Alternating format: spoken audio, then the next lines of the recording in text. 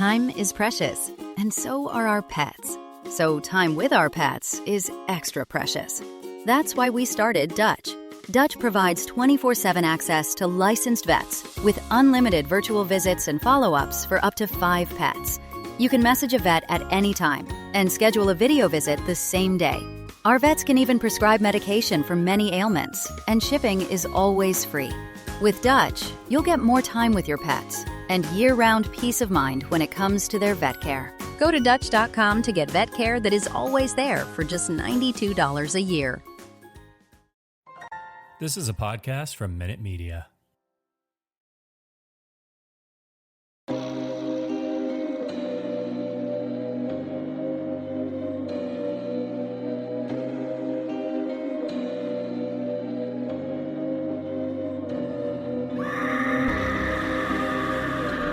Hello, kitties.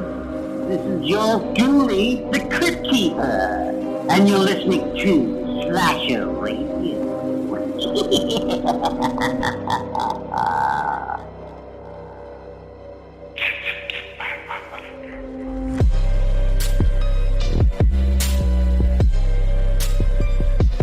Welcome to Slasher Radio with the host Mikey Bones, Kat Velour, and Rob Humphrey. What's happening, guys? We back. We're back. We are all thrown off too because it's goddamn middle of the afternoon. This show's gonna suck. Just letting everybody know up Rob Humphrey. Thanks for listening to Slasher Radio. What? Kick him in the dick. What the hell, man? You're gonna tell me we're not? We just how many people turned this off just now? How many people listen to Rob though? The smart ones turned it off. They know when we do have to change our schedule and do it in the afternoon. It's all a mess. I'm all thrown off. This is not when I do this. God damn. We are thrown off, but I want you guys to know that I did start drinking really early on Sunday for you. So Good for you. Hell of a deal. All right, yeah. People don't know when we change our recording time until you tell them. You know that, right? Well, I gotta let them know why it sucks because they're gonna get halfway through this episode. I'm like, why does this suck so bad? Well, what is the energy today? God damn it. It's not going to suck, although... It's going to be terrible. It's going to be one of the worst ones we've ever done. Please subscribe and check out our Patreon, everybody. Yeah, you can pay us for stuff. That's terrible this week, too. Well, we just finished up Greg's top 200 favorite horror... Well, not top. Favorite 200 favorite horror movies of all time.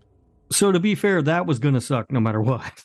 Yeah, that's not awful. That sucked, but it had nothing to do with us. That was going to suck. This is not what I liked it. It was a wild ride. There was no way we could have predicted it. Fantastic. 10 out of 10. Rob, God damn it. I wish we still did horrorcore. I feel like Kat should be brought up for charges for encouraging Greg the way she does sometimes. Nah, I think it's all right. I mean, it is kind of fun to get Greg riled up and have him do stuff. Okay. It's good content, and I got to expand my list of zombie movies as a result of this list. So I'm not mad. Kat's the only one of us that learned something from Greg's list. Yeah. I did learn something. I've learned a lot of movies not to watch. I'm crying out loud. Yeah. The only thing I learned was stay away from Greg. That's fucking funny. All right. We're back. We have some horror news to get to. Apparently, we're going to do drink roll call. We did change the recording time, so I'm not drinking anything right now. But apparently, Kat is. So, yeah, we're going to get to that. We have our Christmas movie this week. If you guys listened last week, next week will be a Patreon Christmas movie. So last year we did like an us versus them kind of thing. Mm-hmm. And with the Christmas movie to see which one's better, we got annihilated. What we picked last year? You picked Lake Alice. I did not pick Lake Alice. You picked Lake Alice. I cannot imagine a world in which I picked. I'd never seen Lake Alice until then. Yeah, I don't know how you managed it. So I can't imagine a world in which I picked it. Although, now that you say that, I do seem to remember going through a list of Christmas horror movies. It was one of those like wild situations where we all kind of like where you sent a list of movies and we kind of argued back and forth. Mm-hmm. And then like Alice was what was I could see that. I could see that being the case. What did the patrons pick last year though? I don't remember. Inside. Oh, well, maybe we did win. We did not. Inside's a good movie. The patrons nailed it last year. You got that fucking CGI baby. I don't know why I think didn't he like that cat? The CGI baby? He liked Inside. Inside is Slasher Radio approved. I did like it. I like to pick on it because it annoys Cat. Yeah, that's what I'm saying. Like, I don't understand how the fuck we got here with him bitching about Inside like that. He just likes winding me up. Yeah. That's fair. Look, too. I got to entertain myself somehow when we're doing this show, all right? He knows I've given up. He knows I don't get mad about the Mark Hamill thing anymore, so he's got to pick on Inside. Mikey still does, though. So Yeah. that's fun. Yeah, he still has legs with that sumbitch. Yeah, he does. Rob, the only one, actually. I'm looking at the Portnoy spreadsheet that Rob does have access to. I know. Inside has a 7.4 from one Rob Humphrey. You were the only one to not give it an approval rating No, of 7.5. I stand by it. Was fucked up. Kat, this was a movie that you came across. Yeah. The Apology. And we don't know what the patrons are going to throw at us next week. So hopefully it stands up and we can maybe make a comeback. I'd like a tragedy would be if it just becomes a thing where we just always fucking lose the goddamn Christmas pick. Like we just can't do it. You know, if we were really serious about winning this thing, maybe we would pick movies we've seen before. I've seen this before. Oh, I thought you said you hadn't seen it. No, I've seen it. Oh, and you still picked it? Yeah. Yes, Holy shit. I did. And we're going to talk about why I picked it. I have a strategy. All right. Oh boy. Okay. She's got a strategy, Rob. I don't think your strategy is going to pay off, but we'll get there. I've been strategizing since last year. Okay. Is Kat, does she have a poll in the fucking Patreon thing where like is she gonna not let the patrons pick a good movie? I have a plan. It will be explained shortly. All right. I'm just saying that they could pick that fucking Killer Christmas Tree movie and win. So I don't. I might or might not be trying to incentivize them to pick the Killer Christmas Tree movie. Here's the thing: is that like I know I said I was going to wait, but yeah, but then I kept talking. Yeah, you kept talking. But here's the thing: is that we've watched all the best Christmas movies. We watched Black Christmas. We watched Anna and the Apocalypse. We watched Inside. Those are like the best Christmas horror movies. We're not going to do better than those. We're getting down to like the, mid movies. I chose one that really stands out. It's very different. I still think it's good. Rob apparently did not agree. But it's not one of the, other than like Deadly Games and maybe Better Watch Out, like what are we gonna do? What are they gonna pick that's better than this, that isn't just like an average run-of-the-mill horror movie? So now they're going to have to pick something really wild in comparison to this, or it's just gonna get lost in the fray and we're gonna win by default. And something really wild could be a Killer Christmas Tree movie. We don't know. But here's the thing. Two things to that. First of all, they're going to pick Santa's Sleigh starring WWE superstar Bill Goldberg and run away with this thing. They better Okay, not. this is better than that, first of all. And secondly, we don't want them to pick the Killer Christmas Tree movie in December. That's not the right time. We've talked about this. The Killer Christmas Tree has to pop up at us in July or something.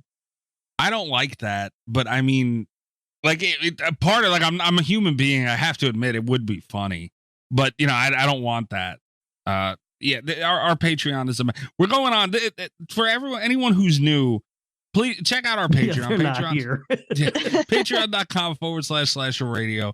I've been taunted by Nesto, King of the Sexy Time mailbag, with a Killer Christmas Tree movie. He flat out threatened me with it. Let's be honest.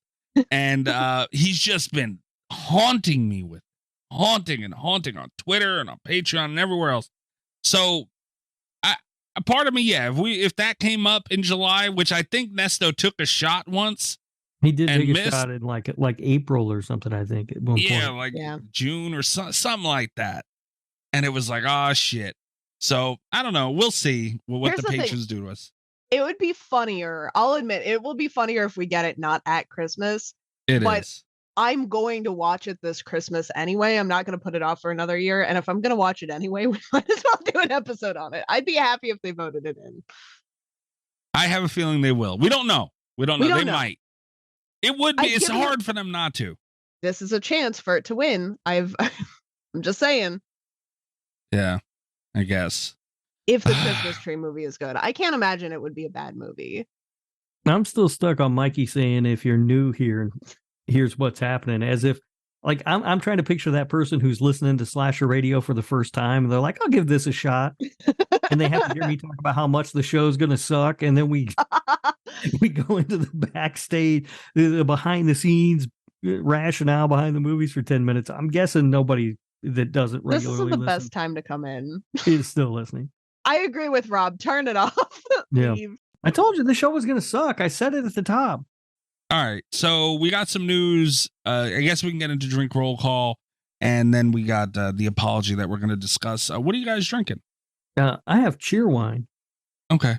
I'm drinking iced tea. Not Long Island iced tea, just a regular iced tea. I did not get a picture of this when it was all pretty. But I've invented a new drink. Ooh. I'm having the Santa Jaws. It is going to be my new Christmas season drink. Why, Kat? Why? I don't know. It sounded fun. I don't know. It sounded fun. Hell of a deal. It's a lot like the shark drink that I had made from the Aussie Jossie that I was drinking earlier this year, but with a cranberry twist for the holidays. Ooh. In a Christmas mug because I didn't have a fancy glass. I do like cranberry juice. Okay, I'm in for that one. That one's nice. I was listening to a podcast and they called the cranberry the sluttiest of all the berries. Whoa. That's just a fact.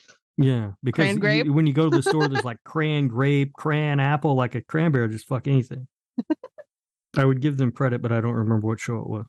That's pretty funny. All right. So, yeah, again, a little thrown off. So drink roll call is usually a lot more fun. Kat was the only one being festive. Yeah. You guys want to get into some news? Yes. Okay. Time is precious, and so are our pets. So time with our pets is extra precious. That's why we started Dutch. Dutch provides 24/7 access to licensed vets with unlimited virtual visits and follow-ups for up to 5 pets. You can message a vet at any time and schedule a video visit the same day. Our vets can even prescribe medication for many ailments, and shipping is always free. With Dutch, you'll get more time with your pets and year-round peace of mind when it comes to their vet care. Go to Dutch.com to get vet care that is always there for just $92 a year. It's time to hump the news with Rob Humphrey. He's not a genius.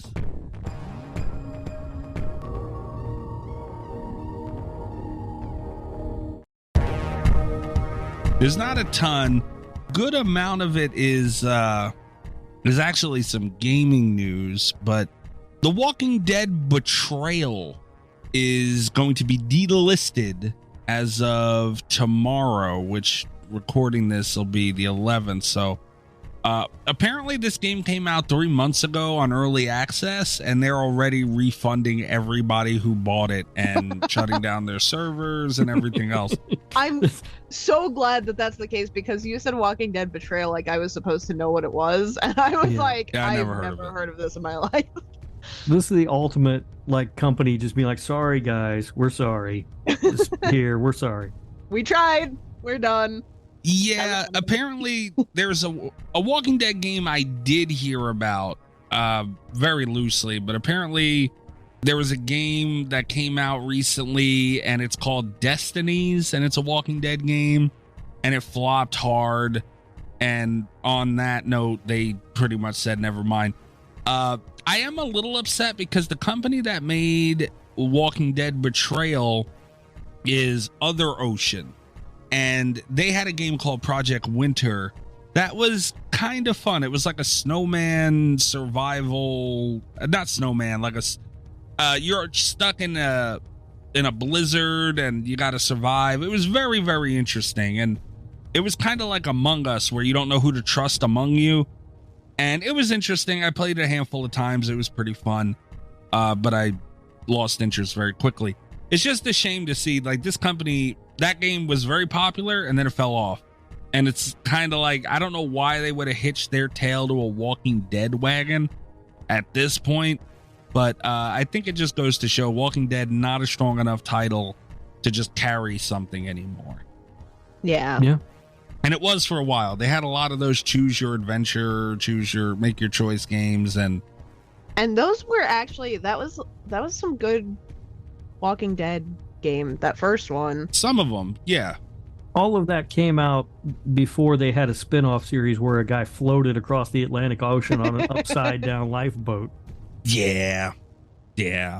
Grandma Bones is still, I believe, has not seen Daryl or whatever that spin-off show was. I still don't think she's watched it. Keep her from watching it if you can. She'll be sorely disappointed. Keep her from what? What am I supposed to do? Lock her I up don't somewhere? Trying to get me to do to my grandmother, man. Yeah, so that sucks. Next thing up is a VR mode is now available for Resident Evil 4 on PlayStation VR 2. I don't care. I don't either. I don't do VR stuff because I wear glasses and they've yet to make a headset that's comfortable to wear with glasses. So they've yet to make a headset that's comfortable to wear, period, I think. Yeah, like I'm not a big fan of VR. They give me a headache, so I kind of just stay away from it. But I will say, like if someone is into VR and the Resident Evil games, dude, that's got to be fun though. So yeah, that's kind of cool that they're doing that.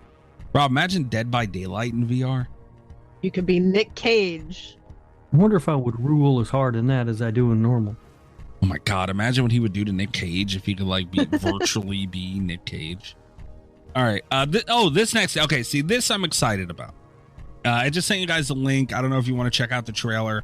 This thing looks fucking phenomenal. It's a single player survival game, so it's up you guys' alley. And it's by Saber Interactive.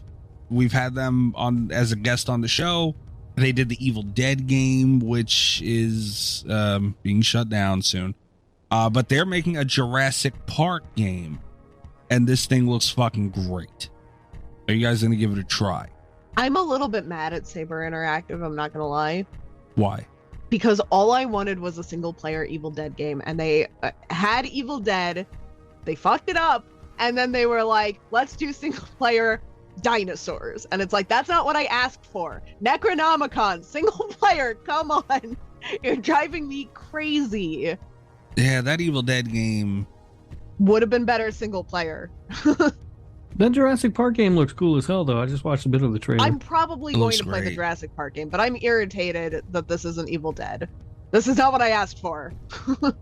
I'm irritated it's not a co-op, at least. No, stop it, Mikey. Nobody wants to. You got plenty of games you can play with your friends. But you guys got to admit you don't even play them. The only one you guys ever play is Dead by Daylight. So what difference does it make whether they make a new one or not that you're not going to play? If they made a new one, I would play it. Is the thing. Like, they did make new ones, and you didn't play them. I played them. They weren't great. I tried them. You know, like it's. Look, I've talked about my frustrations with Dead by Daylight before. And, you know, it's just whether anybody likes it or not, it is the top horror game out. Period. Like it just is. Like and I've tried to argue it before. And honestly, it's a really hard argument to win. As far as their like the population of the game with the activity of it and all that shit, updates, new content, like it's just what it is. And it functions better than any other horror game out. Like it just does. Like, you know, you could play Texas Chainsaw, it has its bugs. Evil Dead had its bugs. Friday the 13th has always had its bugs. It's just factual the way it is. They do need to fix that bug in Dead by Daylight where the stairs disappear when you go into the basement, though. That does not happen at all. It happened to me multiple times. He joined Allie's Discord one day at some point recently. Someone gave him shit for the stairs in the basement. It was funny out of nowhere. They just gave it to him. You guys can't say this, at least like a good compromise for a story mode game. Make it co-op. Like, I don't know. I just can't sit there and play a game alone. I just can't do it. My attention That sounds span like a doesn't you allow problem. Yeah, sounds to me like you're not going to be playing the new Jurassic Park game then, and I'll be having fun. Oh, I will, but that's not. A lot of people feel that way. I mean, it's just, that's like these games don't perform well. Like when you're looking at sales and activity, like it spikes for the first few months, and then they're mostly forgotten about. And that's what I don't like, because it's like so much work goes into, like the Quarry. It was disappointing, but I don't think this will be. I think it'll be great. Maybe Saber should stick to single player games. I don't know, but I mean, Jurassic Park, that'd be fucking awesome, and I can't wait to play. Plus, what kind of game are they going to make? What are they going to have you running around and somebody's going to be a dinosaur chase? That's dumb. Nobody wants to do that. Mike wants to do that. I would do that. Shit, a lot. Listen to this, Rob. A lot of people are saying they want a Jurassic Park chapter in Dead by Daylight. Wait. I have figured out. Saber Interactive, get in contact with me. I have figured out the game. I figured out how to do it. It's a single player park builder, and then that map you can send to your friends to play on co-op. Rob and I can design horribly built parks that dinosaurs can escape, and then you guys have to survive them. It can be co-op survival online. I never have to interact with anyone, though. Like, I just build a fucking park and call it a day. Yeah, that'd be fun. Something, man. You would never survive my park, Mikey. I believe you. Rob wouldn't survive his park. The dinosaurs would get out, kill him. Probably. I hope so. Actually, that'd be great. All right, so the next bit of gaming news that we have, and the last of it for the week, Behavior announced its partnership, the game with Supermassive that Matthew Cote talked about. Well, he talked about it the last time, but it was really detailed the time we had him on the show before that. And it is called The Casting of Frank Stone. It's set in the Dead by Daylight universe. It is a single player story game. Nice. And just a short trailer for it came out recently. You didn't really get to see too much. I mean, all you can really say is it looks great. We don't know much about it, but it looks phenomenal. Well, I love Supermassive games, so I'll probably check it out. Yeah, I mean, I'm going to check it out too. Matthew Cote did say last time we spoke with him where this game, or maybe he was talking about the other one, they have so much going on at Behavior, but they have different outlets to kind of test some things. So, again, we'll see what happens with it. And I mean, when it comes out, it's going to be a fucking hit. Absolutely. No. Okay. Never mind. I was just reading this article a little bit. Well, yeah, go ahead and take your time, read on the air. That's fine. No, because this show's not going to suck at all. We are top of our form here. Top of our game, guys. Editing is a powerful tool. All right. Godzilla -1 is now the all-time highest grossing live action Japanese film in U.S. history. Little that confusing. Is a lot of qualifiers, but good for it. Is. Yeah, it is. I didn't see it, but I've heard a lot of people talking about it, like more than normal for a Japanese Godzilla movie. So I might check it out, like when it's streaming or something. Yeah, I want to check it out as well. Apparently, it made 17 million. Not bad. I will say I feel really bad because I was really excited for it, but we're reaching that weather in Ohio where it's really hard to get me to go out of the house. Like, it's cold. I don't want to be outside. Going to the movie theaters is something that I might not do again until like May. So it was a tough sell. But like Rob, like when it comes to streaming, I am very excited for it. Yeah. I understand where you're coming from, Kat. I've lived here for a little over a year now, and I've gotten soft already. I went outside the other day, and I was like, "Oh my god, I need a hoodie. It's freezing out here," and I had to run back in to get a sweatshirt. And I looked, and it was 55. Yeah, yeah, that's where I'm at. Hey, you motherfuckers down south, man, you guys do that shit, dude. And it's so fucking annoying. I know. When I first moved here, I was making fun of people for doing that. Now it's me. Yeah, unbelievable. All right, next thing I wanted to talk about was, oh boy, Jennifer Love Hewitt says that she would, quote, 100% return for an I Know What You Did Last Summer sequel. So the headline really is Jennifer Love Hewitt needs work. Yep. Yeah, that's true. That's true. That's how I heard that. Yeah. Yeah. Mm-hmm. I wouldn't be surprised if somebody didn't jump on that. You'll make money if you make that movie. Will they though? Did they make money with the TV series?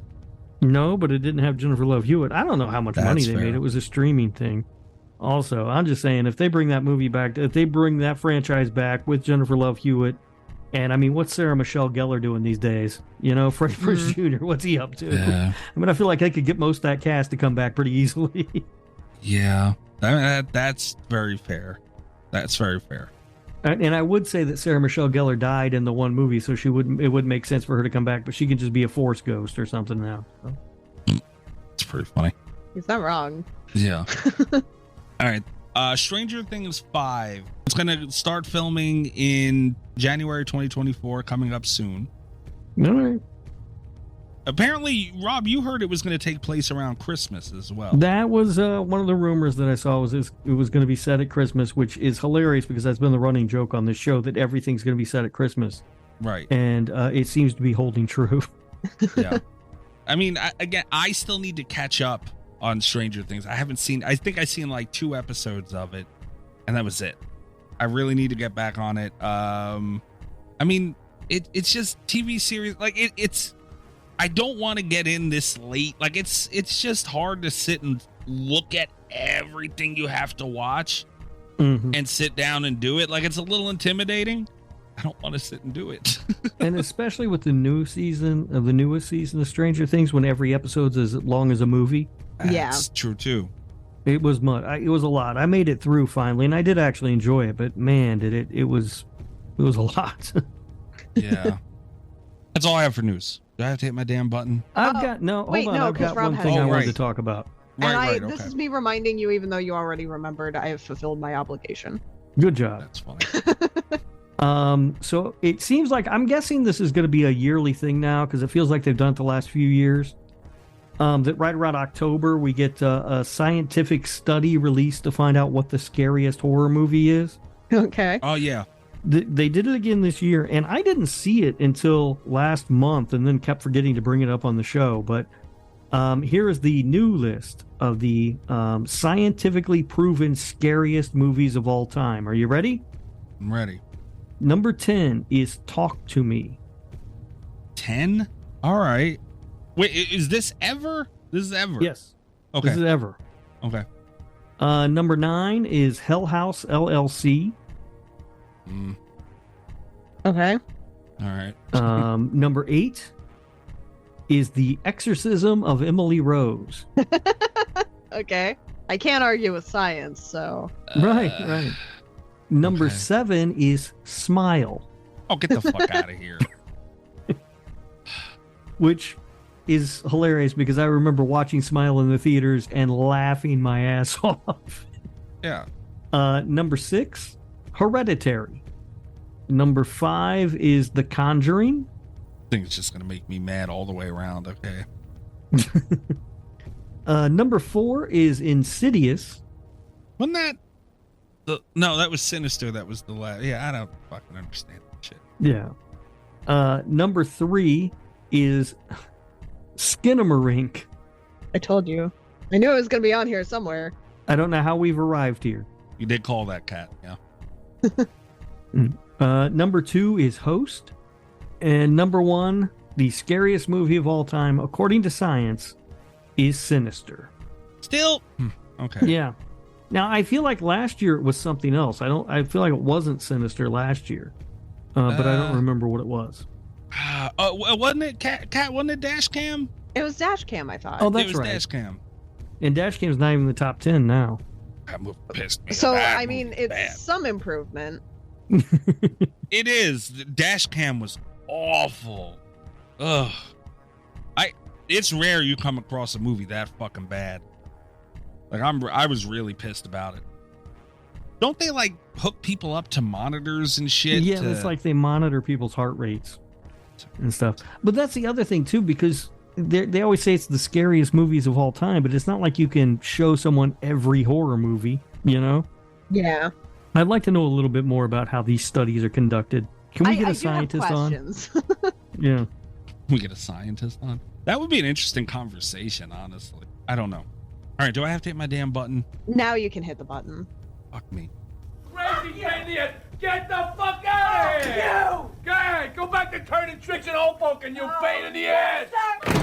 Gabagool Mystery Corner, where our wonderful listeners anonymously send in Italian memes making fun of me for being Italian. There's no horror tie-in here. They're just buttholes, and this is what they do. The memes go up on Patreon. We try and explain them on the show. I want to ask how many you have left, Kat, but like, do you have a ballpark of how many of these fucking things are left? No, I can tell you that I have 12 in the old folder. I have not downloaded them for a while because I'm still setting up the new phone. I'm just trying to get through the old folder at this point. All right. It's going to be a couple months. Right. Let's see this shit. What the fuck? Oh, hell no. Okay.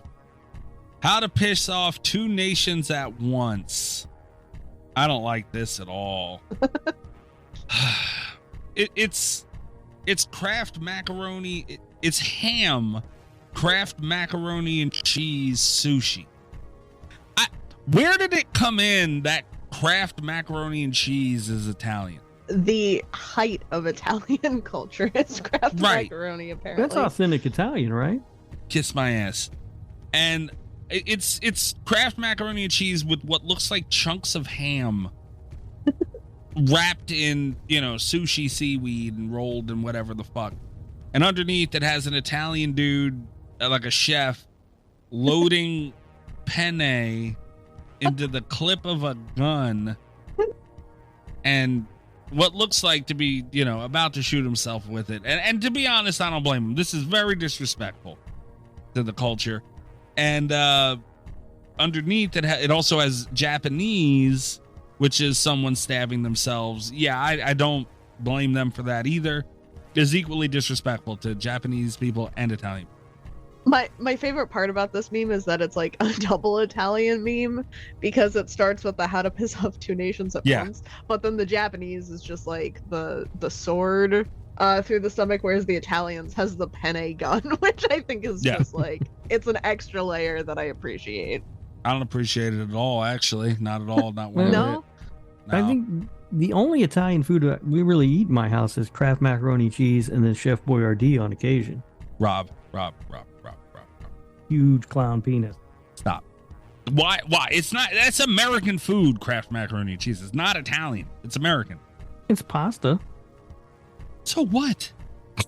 It's Kraft macaroni and cheese, dude. It's in a box with powdered cheese. Come on. I don't know why you're hating on Kraft macaroni and cheese. It's delicious.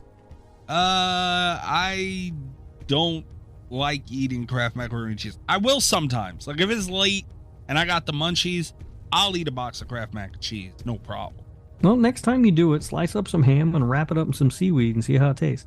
Kiss my ass. Disrespect. And where are my balls? All right. That's really annoying. Hey, Kat? Yeah. Do you like the 1979 movie The Warriors? I do. Did you know that Tony Danza turned down the role of Swan in The Warriors so he could take the role on Taxi instead? What an icon. Right? Turning down roles like that. Mm-hmm. Kick him in the dick. Rob, we had a conversation before we recorded. I don't remember if it was yesterday, the day before that, where I said, don't do a Danza this week. I told you that.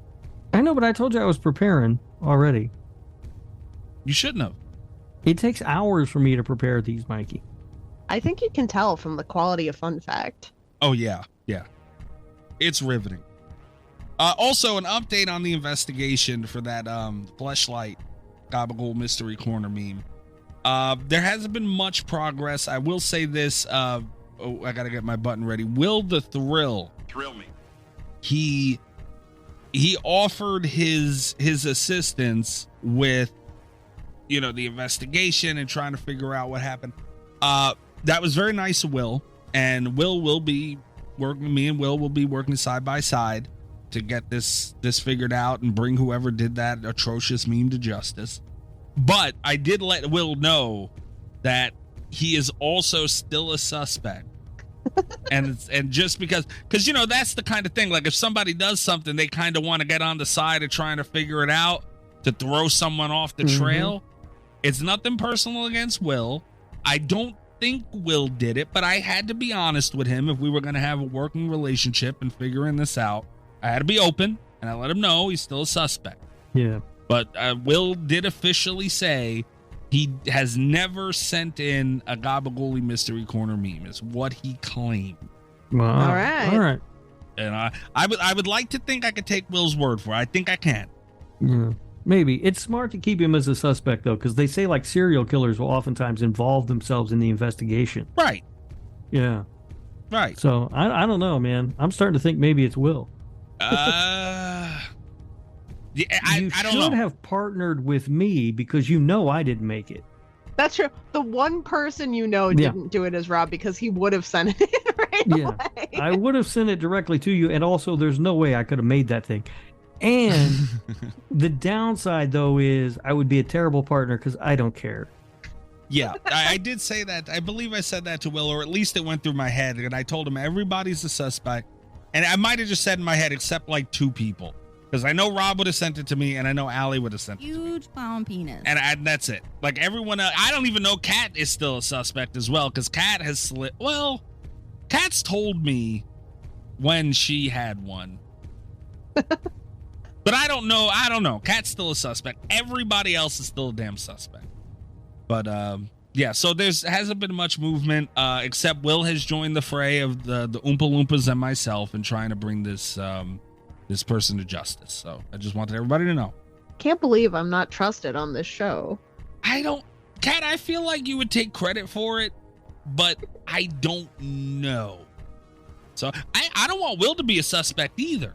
But, here we are. This is where we are now. I don't like it any more than anyone else. That would be the ultimate power move if I had been doing the Gabagooli mystery memes the entire time. Holy fucking shit, Rob. Could you imagine? That would be funny. That would have been a funny reveal.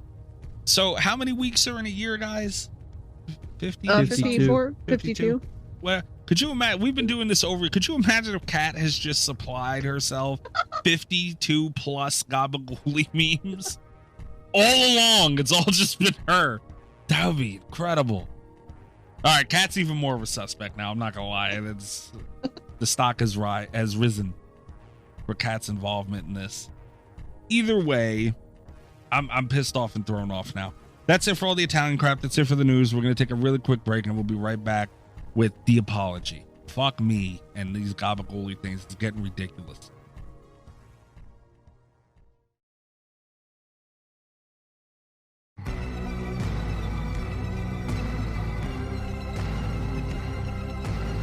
All right, the apology. Kat, you said, I think last week, the week before, shit blends together, that you wanted to do this last year after you seen it for Christmas, right? Yeah. Okay, why? And there's a reason for this. So I think we've talked about this on the show before. I'm not a huge fan of Christmas horror. That's just not my favorite thing. I feel like it is literally my favorite thing because of Jack Frost, but generally speaking, like it's not a category that I like much. And I feel like, with the exception of Inside, which also until last year I did not consider Christmas horror, the ones that I like are the really silly ones for the most part. Like there's Black Christmas, which I don't think of as silly, but it's still like a fun movie, The thing that I really like about The Apology, that I was really impressed with last year, because we got a lot of Christmas movies last year. Like we watched a handful for the show. There were a lot that were finally coming to streaming. There were a lot that were released last year. It was everywhere. I was getting really burnt out on the Christmas horror, but I was working on a list of like the best 2022 horror at the time. So I was like, I saw that The Apology came out. It came out on I saw it on the 26th, and I was like, God damn, I thought I was out. I thought I was done. Like I was really agitated that I had to watch another Christmas movie. And this one really stuck out for me because it was like, the Christmas element was incorporated. It was plot relevant. You could see it in like the scenery and the set designs, and it had that kind of like lonely holiday feel that I feel is very poignant for horror. It was like a grief horror piece, but that's such a stark contrast to the other Christmas things that we usually see in the genre. And it helped with the burnout quite a lot. Okay. Rob, you hopped into Discord last night. I had watched this already. You had not. And I was, not that we would have talked about it anyway, but you know, I'm very interested to see what you think about it, because obviously Kat was looking forward to this for a year, and I don't know if there are strong feelings about it, but I'm very curious what you think about it. What'd you think? Well, what I learned from watching this movie is that Kat likes really boring stuff. Oh my God. Here's the thing. This movie it had a very steep hill to climb, in that it is a movie that is essentially just two people in one location for the entirety. There's a third character kind of comes in at some points too, but for the most part, it's two people in a house for the entire runtime of the movie. There's a lot of talking.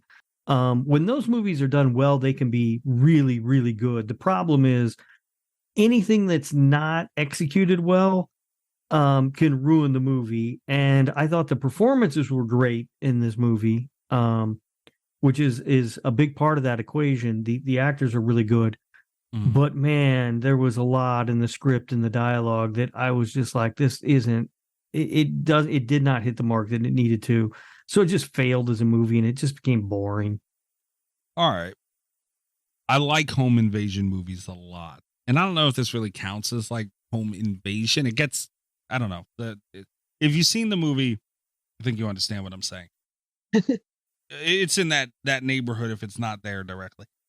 This movie had me waiting for, I don't know, like I question if this is a full-blown horror movie. It had tones, it had a lot of different things, it had that.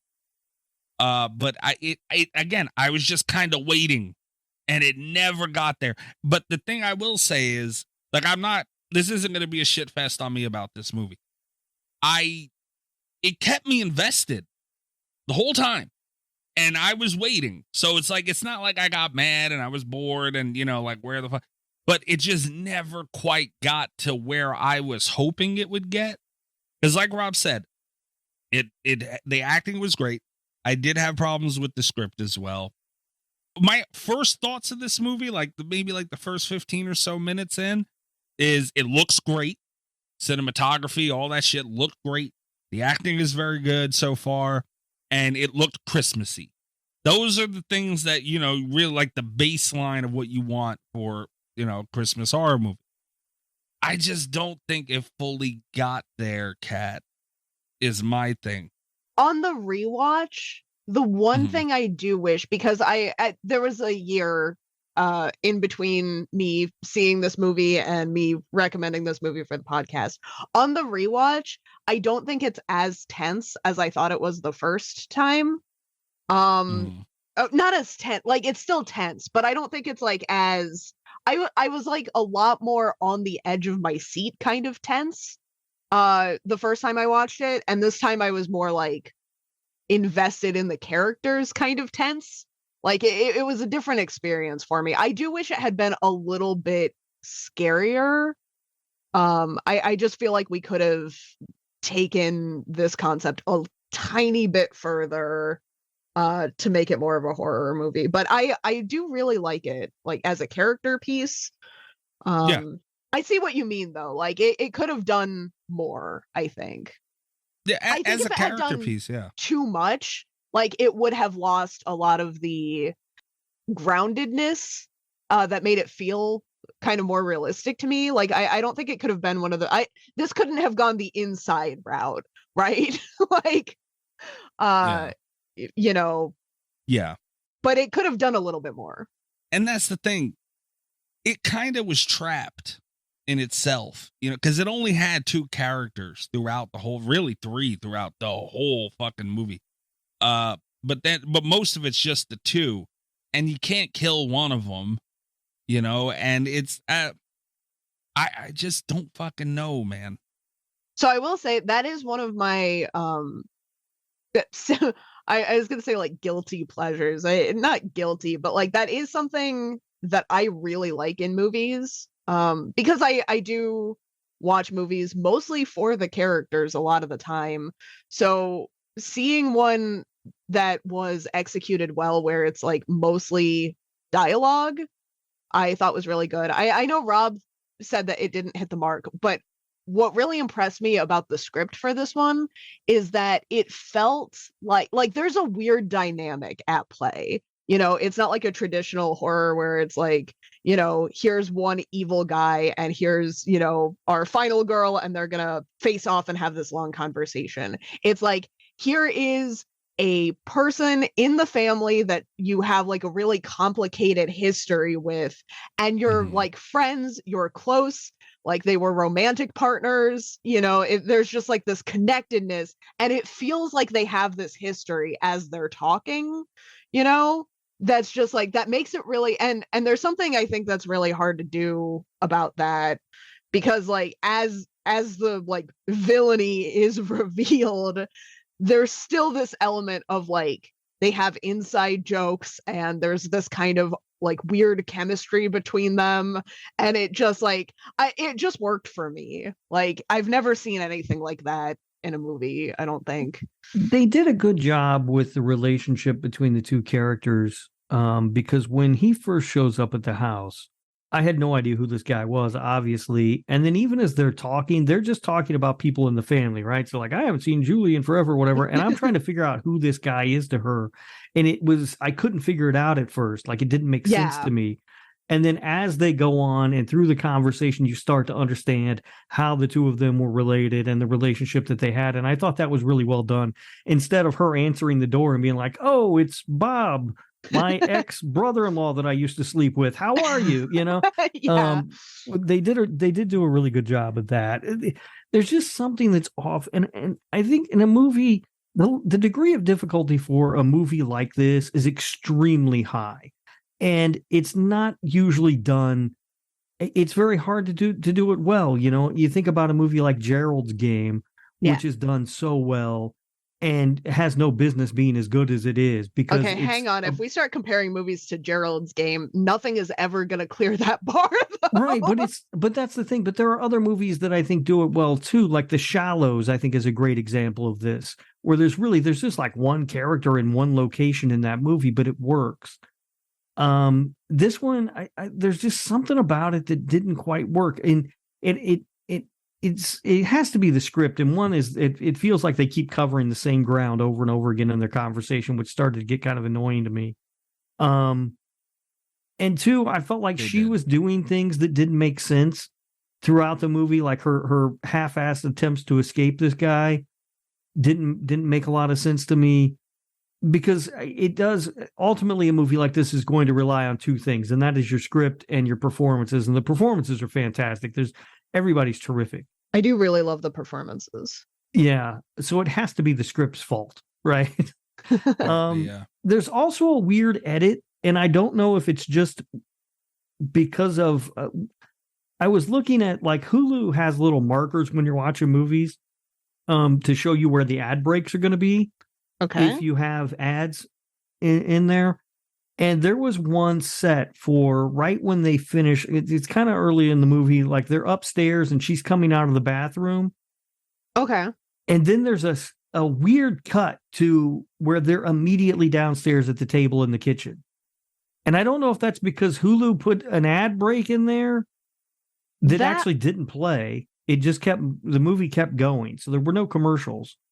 But it just cut right away, and it felt like a really awkward and weird cut. That might have been a Hulu thing. I watched it from Shudder, so okay. I did not notice that. I feel like I usually notice weird cuts. See, and I rarely do. Like editing, editing isn't something that normally jumps out at me, but when I saw that, I was like, what the fuck what'd they do that? First of all, there was no reason to cut. They could have just shown him walking down the stairs and to the table. There is a cut there, but I don't think it's like, it didn't strike me as abrupt. I found it really jarring. I don't know. I will say this too about kind of what Rob was saying. I do like that they didn't hit you over the head with explaining stuff. Yeah. But I'm not gonna lie, I was a little lost because he shows up and you have to figure out who he is. Sure. I thought it was like her ex-husband. And then I think he said niece. I was like, oh. And again, I was watching this at I don't even remember what time. It was like 3:00 in the morning. Funny story too, by the way. We like we mentioned earlier, we moved the recording time around a little bit. For some reason in my head, I was just I thought I was done with everything I had to do for the show this week. And Allie had said to me yesterday, by the way, what movie are you guys doing this week? And I'm like, oh my God, I didn't watch it yet.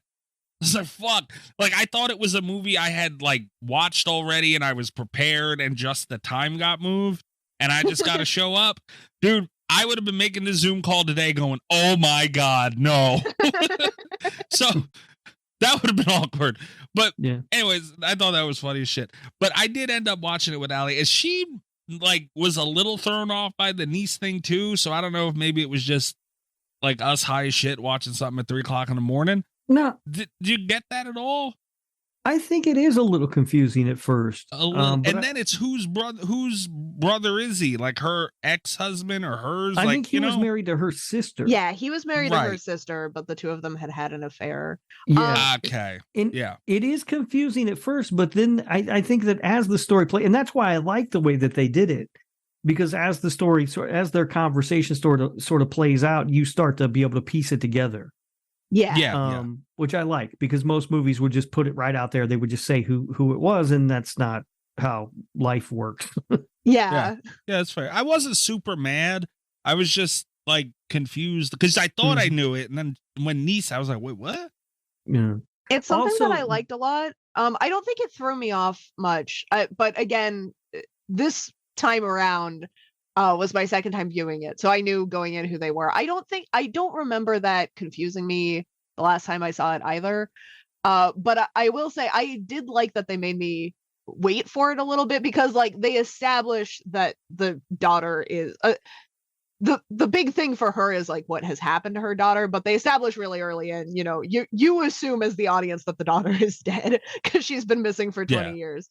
And that's the thing that before he shows up. It's one of the few things before this dude shows up. And it's I think just as someone that watches a bunch of these movies, I fully expected it to be the ex and him to be there to kill her. That's where I thought it was going when he first showed up at the door. It's okay. And then, you're watching this conversation, and it was a very good subversion of that, I think. And I like movies. You guys know this. I like movies that kind of toy with my expectations a little bit, because it was also one of those where it's and then they sit down and they're having this conversation, and it's okay, so it's great for her. It's going to be pretty straightforward. They're going to go through this thing. I thought there might be a haunting element, maybe, because I had no idea what this was going into it. And then when she goes to try the phone, and he's just sitting there completely calm because he's already cut the line, and you're how much did he plan this? What is happening? I like how it toyed with my expectations there. I feel like the script was kind of weak in some areas, because before I even understood who he was, when he said his truck broke down and he realized he was by her house, I went, oh, that motherfucker's evil. Oh, yeah. Yeah. That's a fucking bad excuse. You need to work on your lies, buddy. For point of reference, I think maybe it was helped some by the fact that I watched it when it came out, because I was hot off of that Barbarian hype, where it was you expected the guy to be evil and then he wasn't. And they toyed with that for a long time in the first act of Barbarian, because I was just I don't know, maybe I believe the guy. Yes. For clarification, this movie is not as good as Barbarian. Oh no, I'm not gonna say it's anywhere near as good as Barbarian, but just it was a point in time where it was like I was very doubtful of my own, Mm-hmm. like All right, preconceptions there.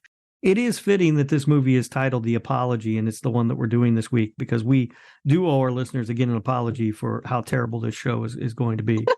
The show is not terrible. I will say this. I'm not mad at that. Like, I mean, yeah, it's a horror movie. That's going to happen. That's whatever. He felt harmless enough, which didn't hurt it that bad. The thing that got me, the balls of this fucking guy, though. Not for nothing. Like, the balls. He shows up unexpected in a blizzard and tries to bang her, too, on top of everything. My thought process with it is, like, hindsight after the movie or at least halfway through. What the fuck was his plan? Was he, like, what if he did get some poom poom? Would he have not told her? That's the thing that, like, I thought about a long time after I had seen this movie, because it was like, I wonder if and this might just be me having a low opinion of fictional men. I think maybe he thought he could fix her. Like, he's like, look, he sees this interview that she gives where she's like, I'm still hoping after 20 years. And he's like, maybe if I'm in a relationship with this woman, she won't think about the dead daughter so much. And then when it becomes apparent to him, he's like, okay, plan B, at least I brought that French notebook. Right. Well, she's lucky that when she answered that door, it wasn't Jigsaw on the other side. Want to know why she was still sad about her dead daughter. So I would watch that too. But it was just like, so that's a good point, Cap. I didn't think of that. Because he tries to bang her, and he does.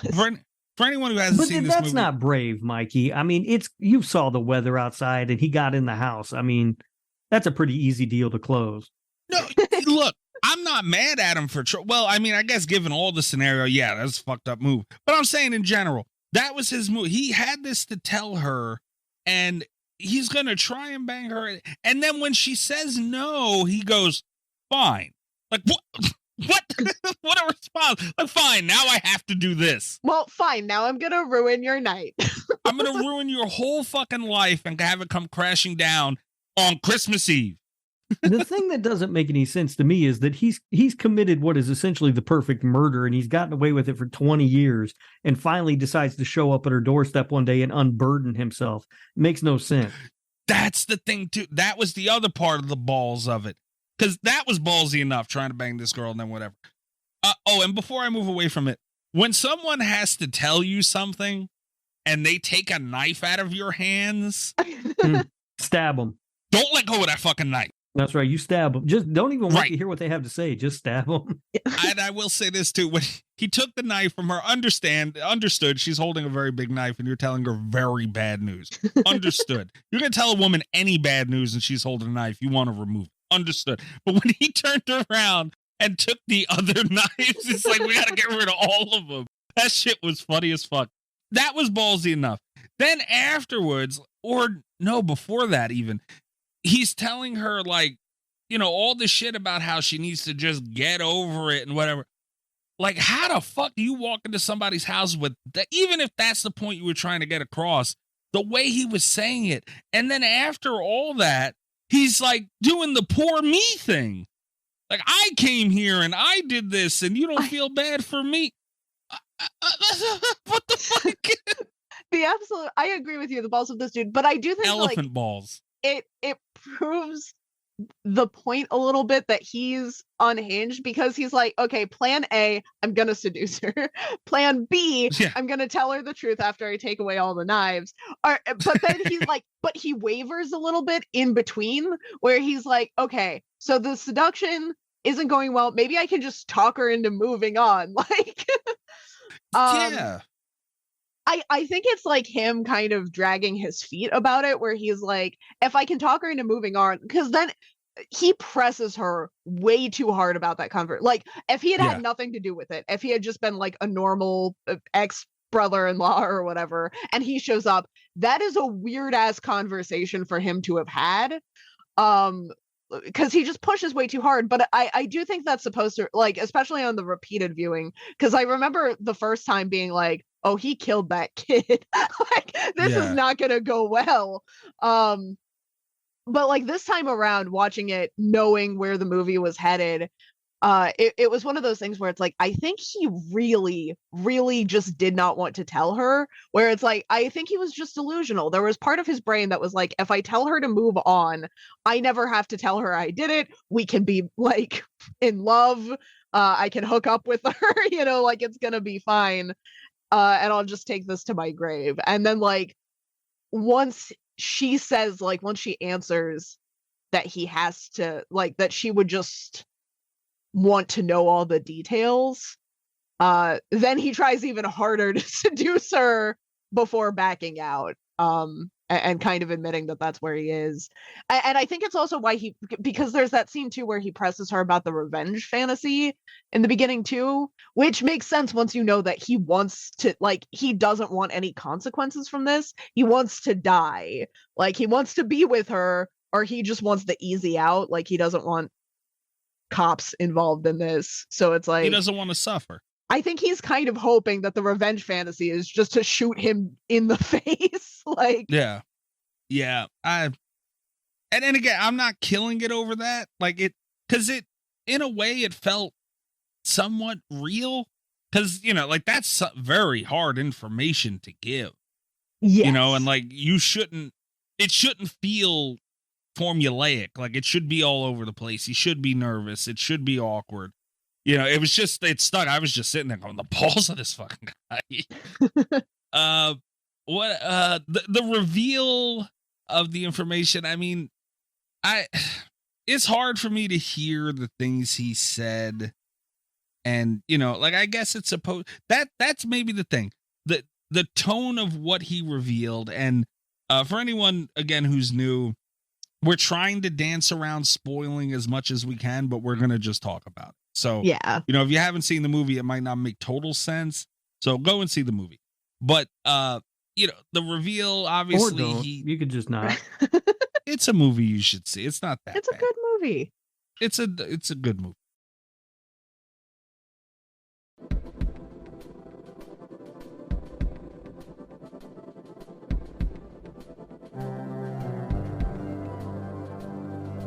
His reveal, obviously, what he did to his niece, this woman's daughter, it's, you know, it's uncomfortable, extremely, you know, and I feel like if they did a better job, and I wonder if this would have helped Rob too, if they did a better job of matching the tones of things being uncomfortable throughout the movie with other stuff, it might have made it better, because you hit that high with, oh my God, he did this shit to that girl.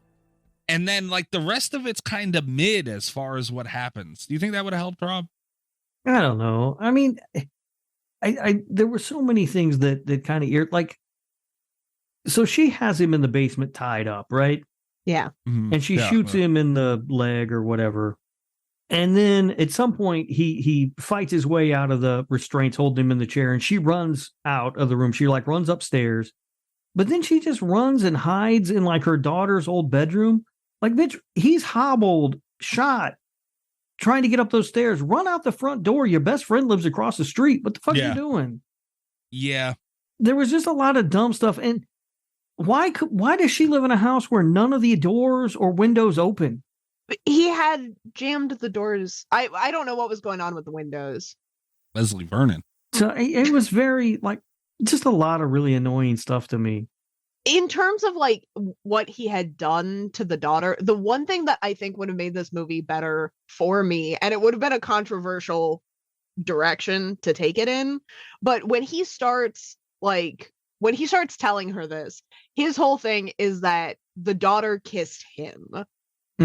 That's how it starts. And I think there's something, that scene made me more uncomfortable than like by the end when he confesses. And I think we were talking about how this movie could have just hit it a little bit harder and been a little bit scarier. I think the thing that would have made this more scary for me is if he had like gone to his grave insisting that she had initiated it. Like, because first of all, I think it's a little bit more realistic. I think once you're the kind of person that does that, you're maybe not the kind of person that backs down on that story. Right. And it also seems like that kind of person is at some point, maybe he's convinced himself that that's what had happened. I mean, it's like been 20 maybe years. He believes it. Yeah. Because he's looking back at this memory like through a version that he's told himself all this time. Right. I think it would have been a little bit more believable. I think it would have been a little bit uncomfortable. I think the implication still would have been there that she did not initiate it, but I think just that like little tiny bit of doubt would have made it a much more psychologically uncomfortable film. As we watch like the main character kind of grapple with her sanity over this information. Like that's kind of the one thing that I think I would have changed about this. Yeah. And, you know, honestly, that was a big part of it, too. I don't feel like she was confined enough in that situation for it to be super realistic. Like, she knew where he was at certain points. And her friend is across the street. Like, just across the street. Like, it's not even a street. You know, like, she could have made it over there for sure. Even if he was chasing her and he was hobbled like that, she still could have made it over, you know, and at least banged on the door or something. She could have gone for her cell phone instead of going to hide somewhere. I liked what you said about her just going across the street. No, that's what I would have done. But I mean, just going to hide in your daughter's room, what did that accomplish? Nothing. Just, you know, she has a cell phone. Go for that, because he can cut the landline. He can't cut that. He didn't call Verizon and have them cut your service off. I'm not going to say that her decision was the smartest decision, because it wasn't. I do think her decision is the decision that in the moment I might have made, because telling me to go out into a storm to try and get across the street in a sweater and like slippers is not going to be an option I'm going to take. And also, I'd have been butt naked running down that fucking. Even though it's really silly, I would worry about exposure. Like, just like in the moment, I'm not sure I'd have the like time or willpower to convince myself, hey, you're not going to die of exposure going across the street. Like, I'd be like, there's a storm. I'll die if I go outside. And then it's like, it's a matter of, do I trust myself more to hide with a weapon and wait for him to come in? Or do I trust my phone to work in a storm? And I don't know how reliable her phone is. Mine is not. I would trust myself with a hockey club more than I would trust my phone. Yeah. And again, maybe I feel like it's a couple of things they could have did better to get there and make it more where you don't think about that stuff. If she was more injured, or, you know, and some shit had happened a little more throughout, which, you know, kind of goes into maybe it being more of a horror movie, and, you know, it being believable why she didn't go to try and get help, or, you know, whatever else. It's just this movie missed a couple of things that I think would have made it really good. And, you know, that's just one of them. That is the thing that is frustrating about this movie, especially on the rewatch. It is almost really, really good. And it wouldn't have taken a lot. It would have just taken like a few small tweaks to get it where it needed to be. There is some lost potential in this one, but I'm not mad at what they gave me. Also, can we say that filmmakers need to put Janeane Garofalo in more movies? Yes. Please give us more Janeane Garofalo. That's my real takeaway from this movie, actually. She's always been amazing, and I feel like she's never gotten the attention that she deserves. She was great in this. That's the kind of friend you need to get, by the way. Everybody needs a friend like that. Yes. When that girl ran in and she's tying him to that bed, and she doesn't ask one fucking question and just starts tying that motherfucker up with her. Mm-hmm. Dude, I laughed. So I'm like, damn, she is a real one. Yeah, that's the kind of friend everybody needs. And then she asks, what can I do to help? Well, you just tied him up. Damn, like, what else could you do? Like, damn. And my favorite part of that scene, too, because I feel like there have been movies where the best friend just, like, hops on board, you know? you can see the confusion and the panic and the like, is my friend going crazy doing like a little murder here?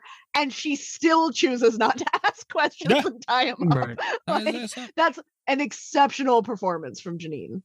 Yeah. And I thought the movie it could have gone a really bad direction there, where when the moment kind of settled a little bit. Yeah. And Janine Garofalo's character could have said, you know, what the hell's going on? And I thought she was going to say, hey, he killed my daughter. And then she was going to assume her friend was going crazy. Yes. You know, because this obviously her friend's been obsessed for 20 years or whatever. And this was just the thing. But it didn't go that way. And I appreciated that. At least it didn't do that, because that would have been terrible. Yeah. There were again, there were things that could have done better. This was a minefield of things that could have gone bad very quickly. And I feel like it dodged a lot of, like, I feel like it dodged all the big ones, like having the friend think she was crazy.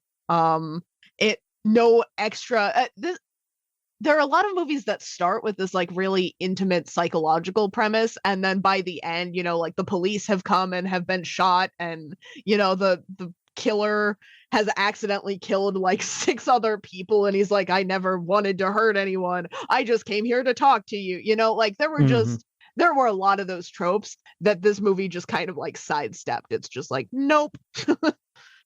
No. And another thing that was I think kind of points to what Rob was saying with the, you know, the script and all that stuff. Shortly after the scene where she was just tying him up or whatever, it was just a moment that stuck out to me where I forget exactly what's her name was doing, but what was her, Gretchen was her name in the movie? Yeah, Gretchen. Yeah. She's pointing the gun at him and he breaks out and attacks her. And like that scene, it just didn't sound good. Because then what's her name runs in and she's like, get off her, leave her alone. It's like, why are you saying that? He's not going to fucking listen to you. Like, what do you, it just, again, it sounds small, but it was little things like that, where it's just those in-between scenes where things are happening. And they should have not said anything at all. Like, struggle would have been fine, yelling, screaming, whatever. I'm not crucifying the movie for it, but it took me out of the moment a little, and I didn't like that because a lot of it was real. On the contrary side of that, that was a moment that I really liked. There were a lot of really awkward kind of moments in this that made the movie feel more real for me. And I think more immersive, because that's the kind of, I don't know how many times a day I say something really dumb just because, like, I don't know what else to say. And I think high pressure situations like that, like, what do you say in a situation like that? You know, it might have been a little bit more tense if she had said nothing, but there's just kind of that element of realism. And I love how dopey he looks when they've tied him up the second time. Like, these are two people that have obviously never planned on tying a man to a bed that's injured, like, and here they're doing it anyway, and it's very like off the cuff. And this is going to sound mean, there's no way to make it not sound mean, but I really liked it. I like that the daughter's not good at singing or writing songs. I love that it's like this meaningful thing because she was in the family and she's gone now, but like they did not get a good singer to, like, she's not a professional singer, you know, it's just like she's passionate about this. and again, it's just like the level of realism there where it's just like, I feel like this could be real. I feel like this could be actually happening right now. Yeah, she started playing that tape of her daughter singing, and I was like, oh, you should have recorded over that years ago. Like, and it sounds mean to point it out, but again, like, realistically, a lot of people's daughters just aren't that good at singing. That's what it would sound like if I had recorded my songs as a teenager, you know, like, my mom would have been stuck listening to that shit for 20 years. Yeah, like, it was bad. They needed to run a magnet over that tape and forget it existed. But it worked for me. Like, all of these little awkward moments. Yeah, that was good. It just kind of worked. Yeah, it felt real, and that's kind of what's like, so much of it felt real, you know, because that's true. And Another it's like, thing just to wrap that up, I feel like you could point to any one of these like weird random things and be like, they shouldn't do that in a movie. And if this were like a really super polished movie, like Gerald's Game, or Rob's gonna get irritated here in a minute, but Hush, like that would have stuck out like a sore thumb because it's just like awkward and it, like almost immersion breaking. But I feel like as a collection of awkward moments, it really added to the experience for me. Yeah. Another thing I wasn't crazy about was him just popping out of those traps. Well, not traps, but you know, being tied like the zip tie. That is my biggest complaint. He broke out. Yeah. When he did it the first time, I was like, maybe. But when he did it the second time, I was like, there's no way this old man is gonna do this. No. And okay, to circle around to the end of that, when he did it the first time, pissed me off. Zip ties, dude, really? Unless he brought them, they might have been fucked up. That's a stretch. I don't know. It pissed me off. I'm like, really? That's it? And again, that's something that could have maybe his struggle of getting out. Because she went upstairs and he's screaming and she comes right back down. Yeah. You know, like you could have had a moment with him where he's, you know, struggling with that or, you know, and trying to get out. You just could have did that a little better to where it wouldn't have, you know, hurt it as bad. But then also giving more time there would have been more effective because she comes right back down. Right She's back. like, see, it doesn't feel so good when you're screaming and nobody's listening or whatever. It's like, well, maybe you should have stayed up there for a few minutes at least. Damn. See, you know what you know what I felt like for those 20 years in that 10 seconds, buddy, huh? You like that, huh? Yeah, her point was kind of stepped on there. Yeah. But then they tie him. He gets off the second time. They tie him up. And then the third time, he's just stuck there forever. Look, my daughter had one of those canopy beds. All right. There is nothing. If there was one thing in that fucking house he could have broke out of, is one of those cheap ass fucking canopy things. That thing looked like it was from Bob's Furniture, and there is no way that he would have not been able to break off of that goddamn thing. And again, it sounds like something dumb to complain about because you're talking about a horror movie, but I think more about the little things they could have done instead that would have made it so much better, and it would have went a long way. And again, it goes to this movie almost being there, dude. Almost being there. So close. It's so close. Rob doesn't think so, but I do think it's really close. And it does frustrate me. For as much as I do enjoy this movie, I liked it a lot. I was a little bit afraid going into it that I wouldn't like it as much because I'm in such a different mindset. We're at the beginning of the holiday season. I haven't gone through my Christmas burnout yet. I was worried I was going to have a different opinion. I really like it on the second watch as well. It does commit the biggest sin of not quite living up to its potential. Like all of these would have been such easy fixes, you know? That's what annoys me the most. That's frustrating. Yeah. It would have cost any other amount of money. None. But no, that's the thing. Like it wouldn't have taken a higher budget. It wouldn't have taken like a ridiculous amount of time in editing or, you know, it would have taken one more pass on the script and they could have fixed a lot of small issues. Yeah, that is frustrating. But the performance is really, we talked about Janeane Garofalo needs to be in more horror movies. I would also watch Anna Gunn in more stuff. I think she gave an incredible performance in this movie. And it's one that she pretty much had to carry herself, you know? Yeah, she's really good in it. And she did so good. Yeah. I don't have a tremendous amount. And honestly, that's another thing. I didn't take a ton of notes throughout this because, you know, I was kind of just invested in what was going on and kind of, you know, looking to see what would happen and all that. So it wasn't a movie I took a ton of notes on. So do you guys have anything else you wanted to hit? The one other thing that I wanted to talk about, the one note that I took that we didn't cover, and I'm glad this was a rewatch because I don't think I would have taken any notes had I not known what was going in. But the one note that we didn't cover is just, we were talking about the minefields. The one I didn't bring up, I really thought that he was going to successfully lure her back downstairs by burning that notebook. I've just seen that so many times. Yeah, and I wondered like, about that. That I think it was a really good moment, though, that it's just him being like, that was my favorite part of his performance in this movie, I think, was just like him kind of taunting her with it and then being really sad to let it go. Like it added a little bit of depth to his character, and I like that she didn't fall for the trap. A good moment. Yeah. It had a lot of good moments, this thing, man. It truly did. Rob, I know you love this thing, so you didn't have anything else to get to, right? No. Do you want to move into trivia facts and all that stuff and reviews? Yeah. So here's a fun thing about the ratings for this. They have dropped significantly since last year. This was actually when we covered when we had that changing Rotten Tomatoes list that we did last year for the highest rated horror movies of 2022. This was right near the top. It had like a 90. I don't remember the exact number. It was at like a 91 or 2. Like it was really highly rated. It was in the top 10 horror movies of the year. It has dropped like a fucking brick. Like apparently people do not think this has aged well. It was one of the reasons I was kind of afraid to watch it going in. It has a 52% on the tomato meter and an audience score of 41%. So it's dropped like 40% since it came out. Has that been happening? I feel like that's a lot. That's not the first time you said that. No, that's happened. It has happened quite a few times with some of our recent movies.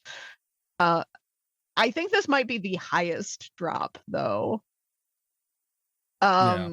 And then we have it's pretty in line with the IMDb score. I will say last year this was not doing as well on IMDb already, but it has fallen down to a 5.1. I've got some reviews for it. Starting with our bad review for this. 1 out of 10, don't bother. After 20 minutes, I simply decided not to suffer any more of this boring conversation. I've seen some tedious movies, but oh my, this one is right there at the top. There's nothing to get interested about. I mean, absolutely nothing. Just boring people talking boring things to each other. The acting seemed very strange. I guess it would be with basically no script or plot to speak of. But seriously, it is so bad. The snow thunder or whatever it is makes no sense. What kind of electric system does this house have? That's not how electricity works. Lightning does not make the electricity pause for a minute.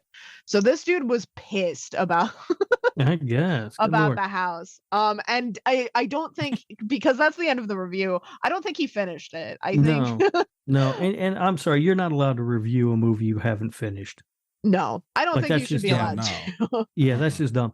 And by the way, thunder snow is something that actually does exist and is extremely cool. Not according to this guy. That was the rage quit moment. It is a rare weather phenomena, but it is extremely cool.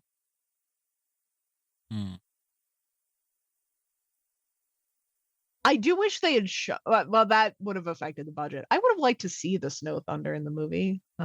Yeah, I'm guessing they play. This movie there's no way it costs a lot of money to make. I mean, what you got to pay the 3 actors, and I'm guessing that's probably somebody's house. Nice house though. Yeah, probably like the director's parents' house or something. Yeah. This next one I pulled because I felt summed up a lot of the positive reviews of the movie. This pretty much encapsulates everything that was repeated in the 8s through 10s.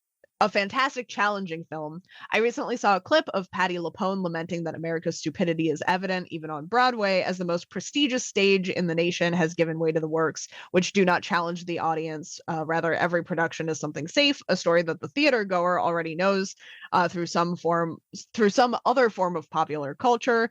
Too few are the stories that truly challenge us, and The Apology is one of those stories. It can be bleak and brazen at times, but overall is quite bold. It took myself some time to formulate how I felt about it, as the emotional narrative swings like the caped crusader through light and shadow, keeping me a little off guard. The acting is incredible. The writing is phenomenal. Perhaps a few more dollars could have been thrown toward a snow budget, but aside from that, the only real criticism I can muster is that the cinematography was not as daring as the story itself. why was this a film and not a stage play? I find myself asking repeated, a la Misery, 1990. The Apology could easily have been adapted for the theater and would have been a better format for the tale. The film is human to its core, and that is what makes it great. I did wonder when I was watching it if it was like based on a play. I wondered the same thing. And a lot of the people who really liked this were like, this should be a play. It would work. Yeah.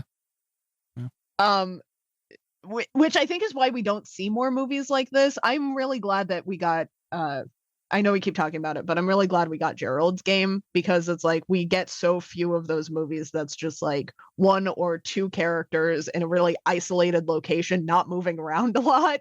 And I think those shine really well in theater, which is why we don't get more movies like that. But I do kind of agree with this criticism also, that because it was a movie, it should have utilized movie mechanics a little bit more. Right. The opening and closing cinematography was gorgeous, but like the editing was nothing special, I don't know.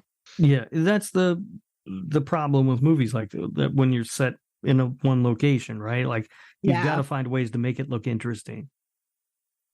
And that was the one thing, like you can tell they tried, especially at the beginning and end, but I agree with the criticism. And then the other, I did pull one final review. It's also a positive review that just, it mostly talks about the budget, a perfect example of a minimal budget not being an issue whatsoever. I find it very refreshing when a movie just wants to tell a good story. The Apology is the kind of movie you can make on a minimal budget with the one setting and very few cast members. And if you do it right, it can be infinitely more captivating than a $200 million budget film. The film flew by. I couldn't believe it had been 90 minutes when the credits started to roll. It was very well paced, especially considering a lot of the movie is just based around conversational dialogue. There are one or two spots where it might lose your attention for a minute or two, but for the most part, I was hooked. I had a really good time with this and would recommend it. So, which I included because I thought it was kind of the counterpoint to this should have been a play, where someone is like, we can make things for lower budget, which also, especially this year, I think it's gotten more relevant in 2023, where it's like we have these movies, Exorcist Believer being one, where you just have to, it's such an incredible, like, uphill battle to fight because you have to incorporate the budget like into the box office for it to not be a huge loss, right. Where we're spending this much money on rights and effects and stuff, and it's just like, this was something that was lower budget and just works, Well, are you guys ready for trivia? Yes, sir. All right, well, don't get too excited because there is exactly one trivia fact about this movie. Okay. Listed on IMDb. Also, I could not find a budget for it nor a box office. I'm assuming it didn't play theaters. I don't know that though. I think it might be a Shudder original, right? No, because it's on Hulu. Never mind. Yeah. There is a Shudder production slate before it though, so I don't know. Oh, okay. Like I don't know how those deals work, I don't either. That's apparently why Hush disappeared from Netflix. Their rights to it ended. So it just doesn't exist anymore. They need to pick that shit back up though, man. What you're telling me is that I need to get a physical copy of The Apology before it moves out of existence. Well, unless it's like Hush and they never made a physical copy. I can't understand why. They're talking about it though. They need to. I'll get it in a heartbeat. There's still no official physical release of Barbarian, which is just right. Because fucking Disney. Yeah, it's hard. It's not mind blowing, man. Physical media is going away. They don't want to spend the money. Go away. Disney is. I don't like it.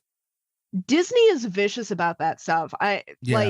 Because they know they've always been this way where it's like they do the 25 anniversary like from the vault thing where they sell a bunch of stuff and then they make it more scarce so to trick you into buying their subscription services. Anyway, the one fact about this movie is that there's a moment where the characters talk about the safety setting on the gun Janeane Garofalo's character says, "Right here, asshole." It's the same line is said in the film Scream by Courtney Cox's character Gale Weathers when she is holding a gun.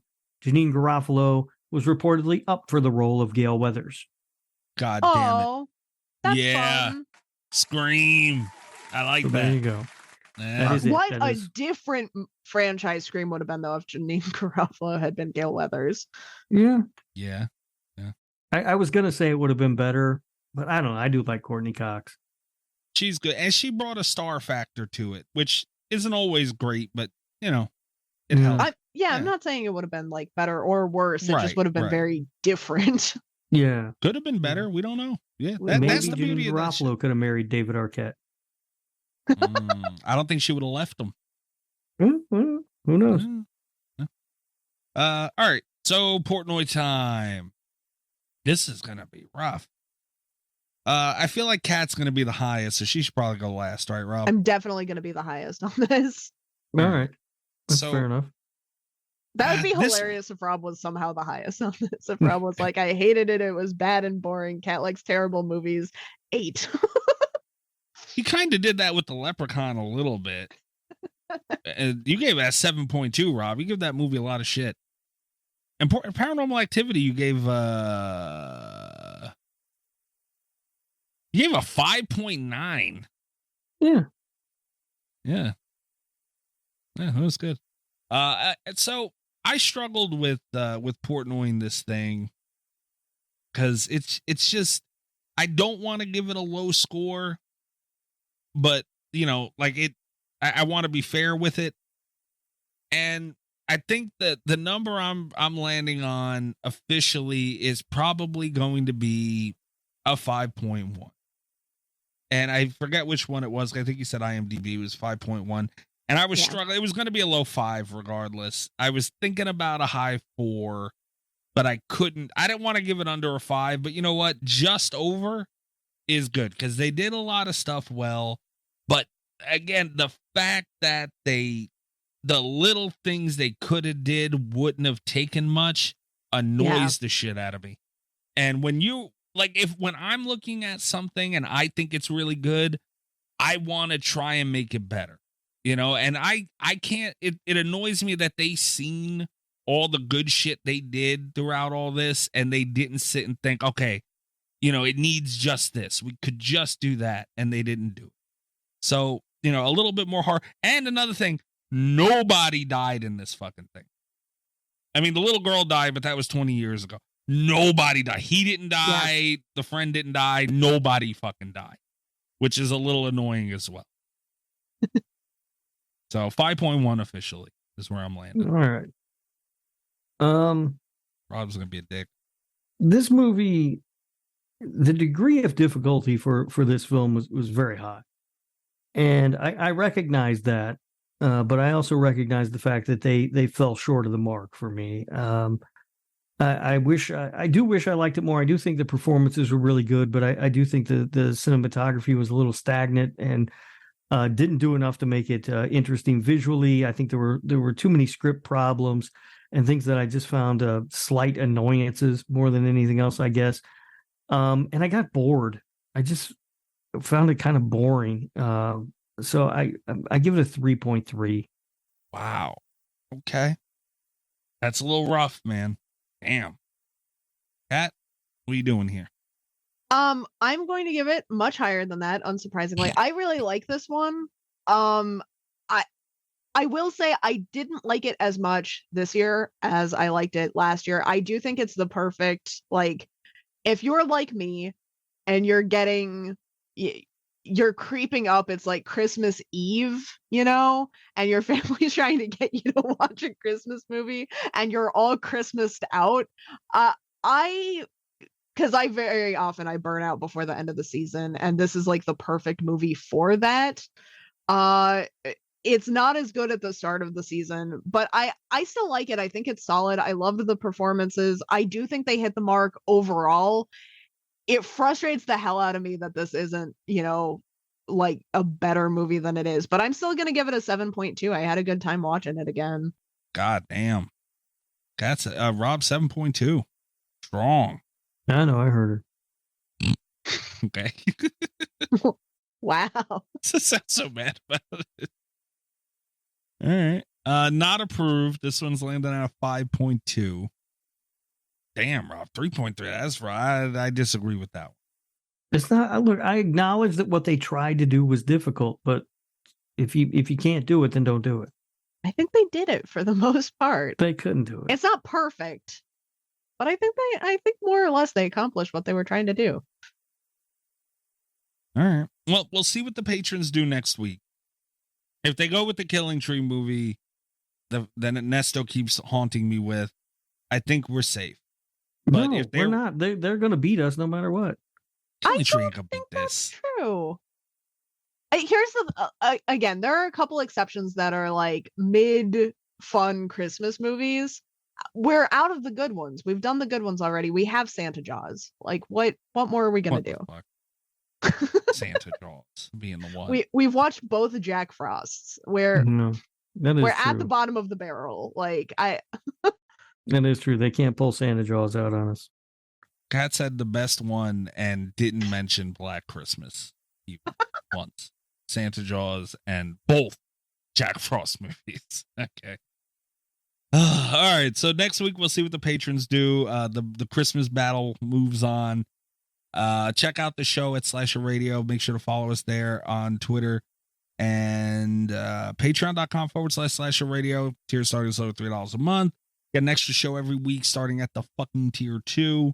Along with, Easter egg stuff, all the gabagool crap goes up on there. Just anything extra from the show that goes up there. And you can check me out at Mikey's Dead. Salute whoever sneezed. Thank you. You can check me out at Mikey's Dead. You could also check out Cult FM, the other show that I do with Little Miss Huge Clown Penis. Ali Surreal. We did not have a show this week. That's kind of my fault. We'll be back next week on there. We might be doing like a 12 Days of Christmas thing, I think, although I don't know if there are gonna be 12 days of Christmas left by the time it comes out. We'll see. Yeah, I think that's it. Rob, what about you? You can find me on Twitter at RadioRob123.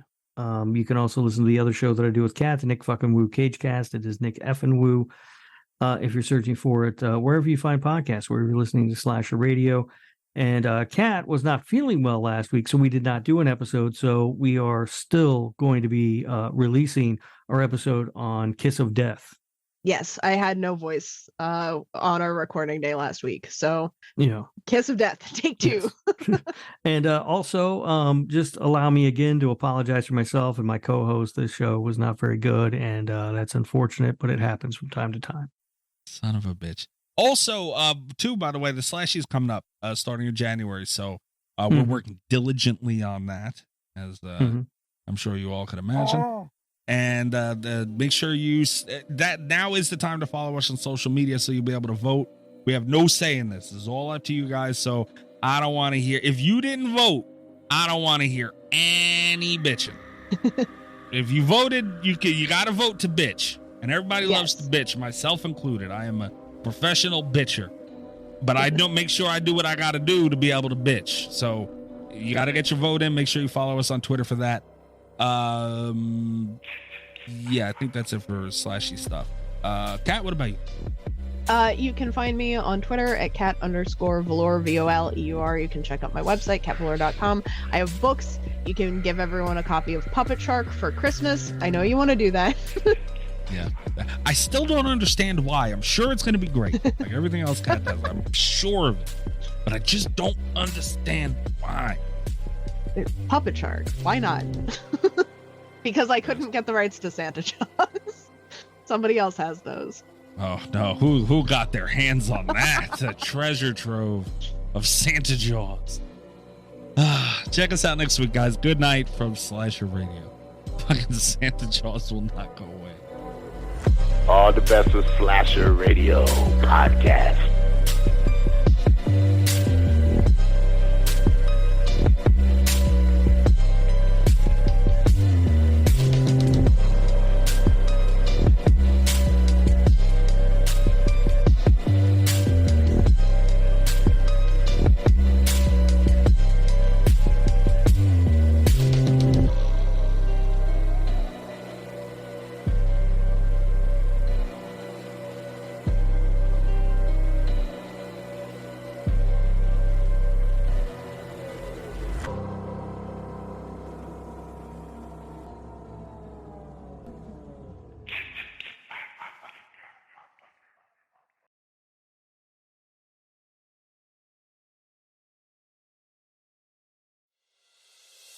Time is precious, and so are our pets. So time with our pets is extra precious. That's why we started Dutch. Dutch provides 24/7 access to licensed vets with unlimited virtual visits and follow-ups for up to 5 pets. You can message a vet at any time and schedule a video visit the same day. Our vets can even prescribe medication for many ailments, and shipping is always free. With Dutch, you'll get more time with your pets and year-round peace of mind when it comes to their vet care. Go to Dutch.com to get vet care that is always there for just $92 a year.